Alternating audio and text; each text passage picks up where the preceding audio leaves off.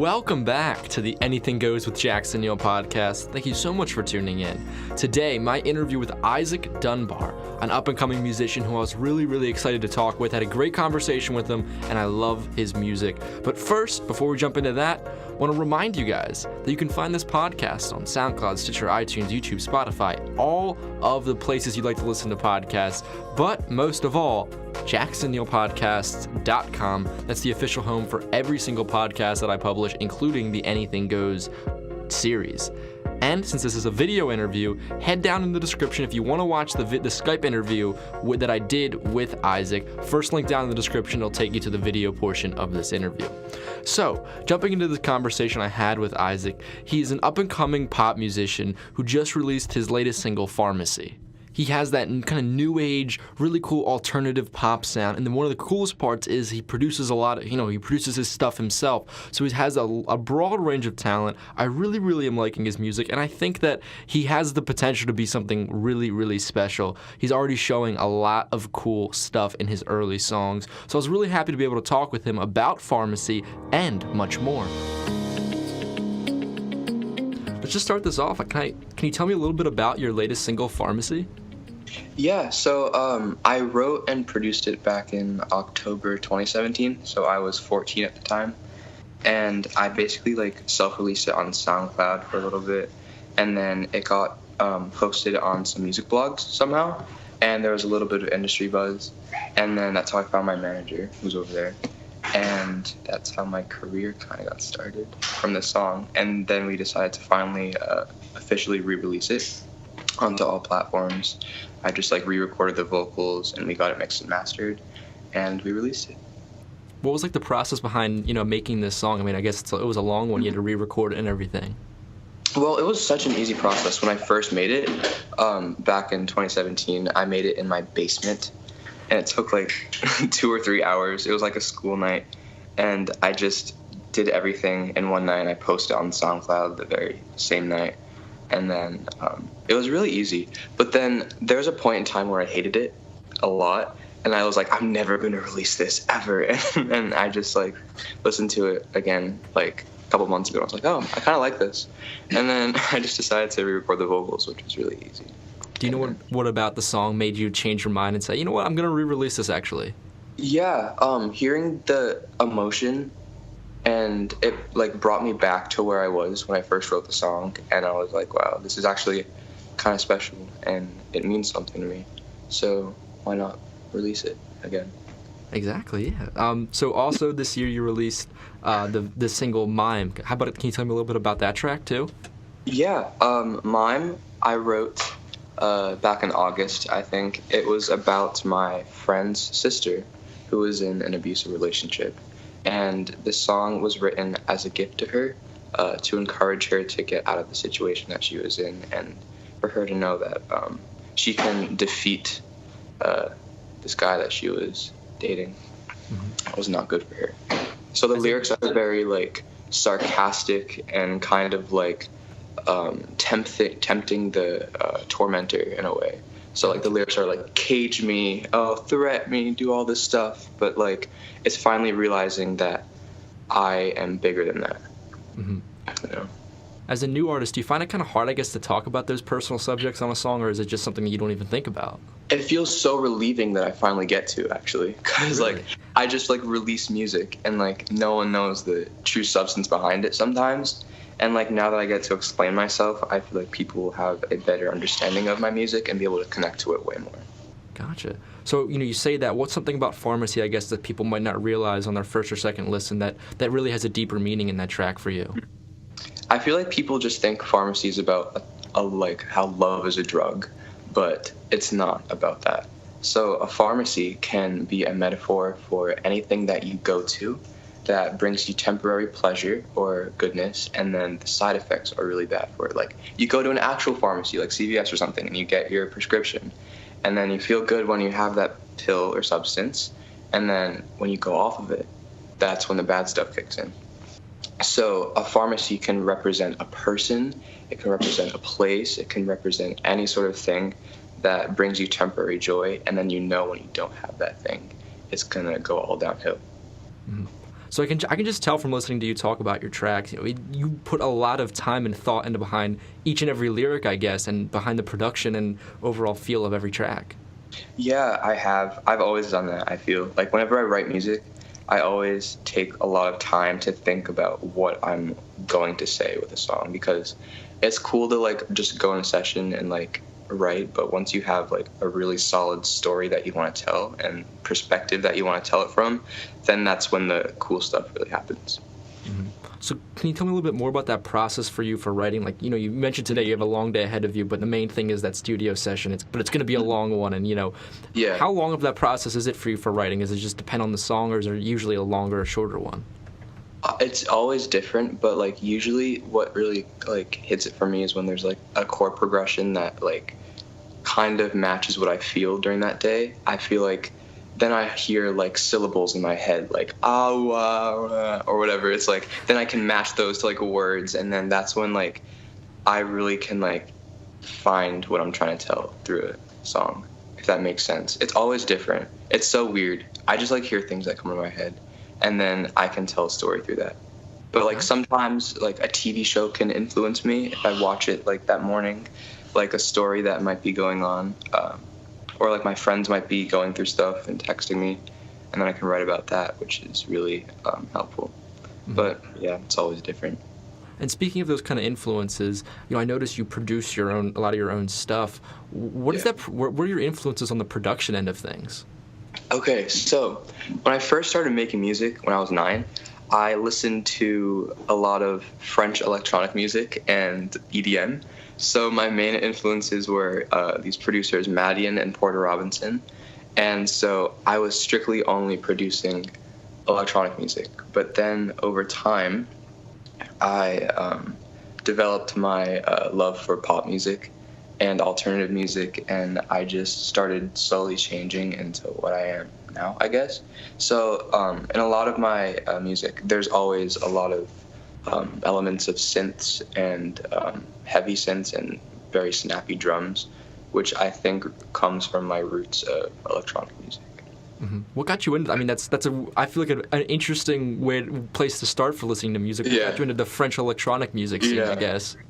Lady Gaga is my favorite artist in the world, and when I was 9, she was announcing her album Art Pop, and she announced some producers that she was working with, and one of them was that guy Madian, and I just researched him out of all the producers that she was talking about.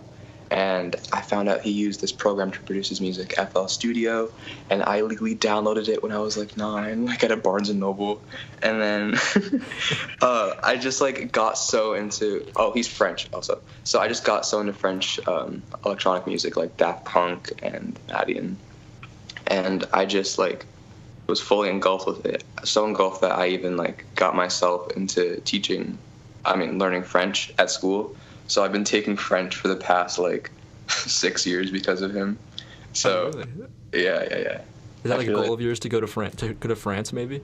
Yes, I want to make a song in French really bad. Oh, that's an interesting one. Yeah, it would be cool. Throw people off. Exactly. So, always something new. Got to be unique somehow, right? Yeah. So, So you said you originally started to produce like EDM and electronic music, and now you're moving into you're obviously a pop musician with vocals on the tracks. I guess how did that EDM background help teach you and prepare you for this new pop music sound? I feel like I just talked about before, like the synths, heavy synths, and just learning how to layer things. It really prepared me for the structure and how pop music is structured. I feel, I guess. I don't know, because the sort of like EDM music I was listening to, they had like the verse and the pre-chorus and then a chorus and then a drop. So it just taught me song structure, but I don't have drops anymore in my music. I might have a drop one day, but right now I'm not having drops. Don't want to get too crazy on the tracks? Yeah, not yet. So I was looking at some of your visuals that you've released, and the one that for the pharmacy kind of struck me with the different colors. Can you just tell me a little bit about that video? Yeah, okay. So the pharmacy video, it's in white at first and then black. So I start off sitting down. There's a Bible to my right side, and then the sort of Pandora's box to my left with the flowers. And so the Bible is representative of my roots. I'm a Christian. And so like going to that is the opposite of my pharmacy, which is in that Pandora's box. So in the video, I'm so drawn to this Pandora's box that I sort of seem to forget about my morals and what I've always known. And so the video of me like crawling to this box and finally getting to it, and then I get to it and I open it, and then my world turns black. And so I'm like all like trippy and weird and stuff, and then like I feel like a sense of euphoria because I get to this thing that brings me temporary pleasure. But then finally after the second chorus, everything changes, and then that's when the side effects start to kick in of what I was feeling that temporary joy from. And then these figures come and they engulf me, and I wake up and I start over again. It's an endless loop because you always go back to your pharmacy to get that prescription filled. So again, your pharmacy could represent a person, place, or anything that keeps you from reality. I really like that storyline, especially the full circle part to that. Yeah, thank you. So, obviously explaining that, I can tell you had a lot of creative direction with that. I mean, you produce your own music, you're writing it, you record all this stuff. So how much creative, I guess, direction did you have in that video? Like, I know someone else directed it, but in terms of your input in that, how much was it? I came up with the whole idea. I originally wanted it to be yellow instead of white, but then we couldn't do that because it was like too much work. And so that's the only thing, basically, that I didn't have the input in.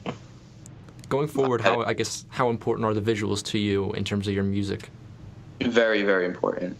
I feel like once an artist releases like their own music, it's cool, but then when they have that visual to connect it with the music, I feel like that's when people start to get more of a sense of who that artist is and what they're going to be and how they want to present themselves. So, over the past year, over a year or so, you've been releasing these singles and they've been getting really good reception. What are you currently working on now? Right now, I'm finishing my debut EP, and that's going to be out pretty soon. I have 2 songs to finish, and once that's released, then we're going to do more stuff that I can't talk about yet. But it's just looking really, really cool, and I'm so excited for everyone to see. What's it been like working on your debut EP? It has been really, actually a little challenging, but very simple at the same time. Like, most of the songs have come super naturally. I just feel like everything sounds really good together, and I don't know, it's just been a really cool process to challenge myself and to see what I can really do. Mm-hmm. And I'm excited for people to hear these songs because I've spent hours and hours and hours making this. I don't know. Cool. So, I mean, that's an interesting kind of way to describe it, though. It's, simple yet also challenging. What parts of this process have been challenging?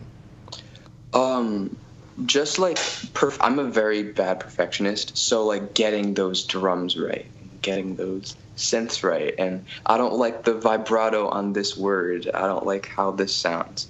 So it's mainly just me being extremely picky, honestly. That's the best way to be, I guess. It helps you get the best music. Yeah, for sure. With this being your debut EP, what do you want people to, like, I guess, once you're finished recording this, once people are able to hear it, what do you want people to get out of you as an artist and learn about you with it being your debut offering? I want people to learn that pop music can be so much deeper than what you just hear on the radio. I want people to feel the emotion that I felt during recording and writing these songs. I want people to feel the tragedy through, like, different sounds that I use, and, like, I don't know. I just want people to become fully, like, in tune with their emotions when they listen to it, because it's a very diverse EP, I feel. There's cinematic songs, there's bops, there's sad songs, and I don't know. I just want people to connect to themselves in a way, if they can. Mm-hmm. Yeah. So you have this big record, Pharmacy. You have your other singles out, working on this debut EP. Big plans for 2019. Just how are you feeling right now? I'm very, very excited, and I've had this music finished for months, and I just want to release it all right now, but I can't. But very soon, I will be able to. Well, that sounds awesome. Thank you so much. Thank you so much for having me. Again, a big thank you to Isaac for coming on to the podcast. Had a great time talking with him. Also, make sure to go down in the description. There you'll find links to check out his music, including his single Pharmacy and all of his other singles, because it's a really, really good artist, I think he is, and I really am loving his stuff. I find myself replaying it a lot. Definitely one of those artists to watch out for. I really hope that he has that project coming up soon. But again, a big thank you to Isaac for just coming on to the podcast.